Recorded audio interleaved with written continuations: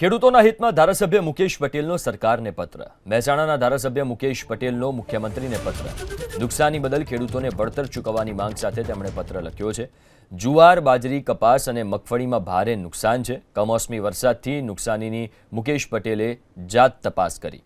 મહેસાણાના ગ્રામ્ય વિસ્તારમાં નુકસાનીની તેમણે જાત તપાસ કરી। દ્રશ્યો તમે સ્ક્રીન ઉપર જોઈ રહ્યા છો। ધારાસભ્ય ખુદ પહોંચ્યા હતા અને જે નુકસાની થઈ છે એની તપાસ કરી હતી। ધારાસભ્ય મુકેશ પટેલે સરકારને પત્ર લખ્યો છે અને પત્રમાં આ વાતનો ઉલ્લેખ કર્યો છે કે ખેડૂતોને બહુ ભારે નુકસાન થયું છે, એટલે જલ્દી સર્વે કરવામાં આવે અને વળતર ચૂકવવામાં આવે। જુવાર, બાજરી, કપાસ અને મગફળીમાં ભારે નુકસાન થયું છે, જેથી ધારાસભ્યએ વિનંતી કરી કે વહેલામાં વહેલી તકે વળતર ચૂકવવામાં આવે।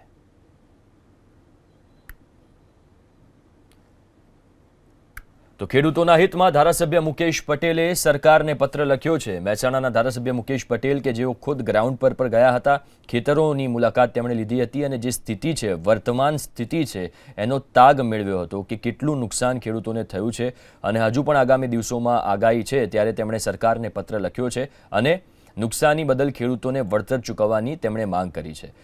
જુવાર, બાજરી, કપાસ અને મગફળી આ એવા પાક છે કે જેમાં સૌથી વધારે નુકસાન થયું છે। ખેડૂતો પણ સતત કહી રહ્યા છે કે એમને આ વર્ષે ખૂબ જ નુકસાન થયું છે અને એટલા માટે જ તેમણે આ માંગ કરી। કમોસમી વરસાદથી નુકસાનીની મુકેશ પટેલે જાત તપાસ કરી, જેની તસવીરો, જેના દ્રશ્યો તમે સ્ક્રીન ઉપર જોઈ રહ્યા છો। ખેડૂતો સાથે તેમણે વાતચીત કરી, ગામના આગેવાનો સાથે પણ તેમણે વાતચીત કરી અને પરિસ્થિતિનો તાગ મેળવ્યો હતો।